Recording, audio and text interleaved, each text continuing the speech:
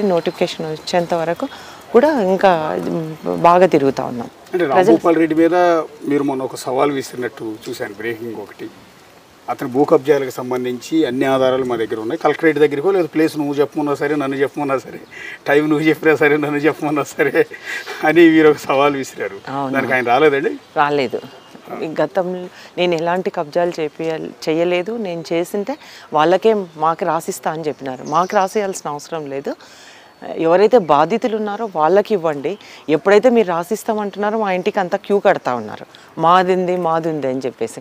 కాబట్టి గతంలో ఒకసారి యాగంటి దేవస్థానంలోని ఉమామహేశ్వర స్వామి టెంపుల్లో అని చెప్పడం జరిగింది. తర్వాత కలెక్టరేట్కి అన్నారు. తర్వాత ఆయన ఏమాత్రం రెస్పాండ్ కాకపోతే మీ ఇంటికే రమ్మంటారా అని కూడా సవాల్ విసరడం జరిగింది. ఈ రోజు వరకు అయితే దాని గురించి ఎలాంటి ఇది లేదు. ఎంతోమంది బాధితులు ఉన్నారు, వాళ్ళకంతా న్యాయం చేయమని మేము కోరుతా ఉన్నాం. మాకెవ్వరికి రాసేయాల్సిన అవసరం లేదు, ఆయన ఆస్తులతో మాకు అవసరం లేదు. బాధితులు ఎవరైనా ఉన్నారో వాళ్ళకి న్యాయం చేయమని కూడా ఈరోజు ఆ పార్టీ వదిలి మా పార్టీలోకి వచ్చిన వాళ్ళకు కూడా ఎన్నో ఇబ్బందులకు గురి చేస్తూ ఉన్నారు.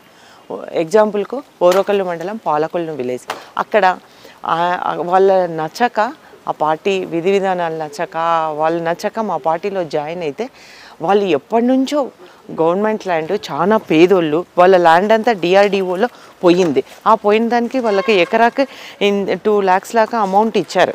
ఆ అమౌంట్తో వాళ్ళు వేరే గవర్నమెంట్ ల్యాండ్ దాన్ని సాగు చేసుకొని, అంటే రాళ్ళు రప్పలు ఉండేది సాగులోకి తెచ్చుకొని మంచి మట్టి తోలుకోవడానికి లక్షలు ఖర్చు పెట్టి ఒక 6 years నుంచి వాళ్ళు పంటలు వేసుకుంటున్నారు.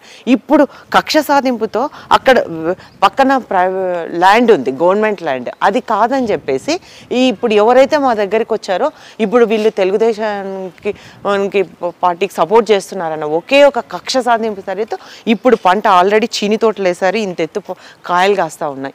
దాంట్లోనే అంతర్ పంటగా పొగాకేశారు, అది కూడా పొగాకు కోసుకోవడం జరుగుతుంది.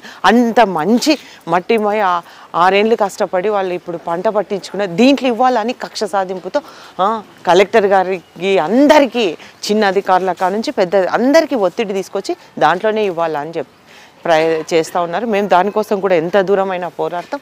బాధితుల తరపున ఇవ్వండి, పట్టాలు ఇవ్వండి, పేదలకు స్థలం ఇవ్వాలి, ఇల్లు కట్టించాలి. మేము దానికి పూర్తిగా మేము కూడా సపోర్ట్ చేస్తాం. కానీ ఆయన చేసేది కక్ష సాధింపుతో పేదలు సాగు చేసుకున్న దాంట్లో ఇవ్వడం అనేది సమంజసం కాదు.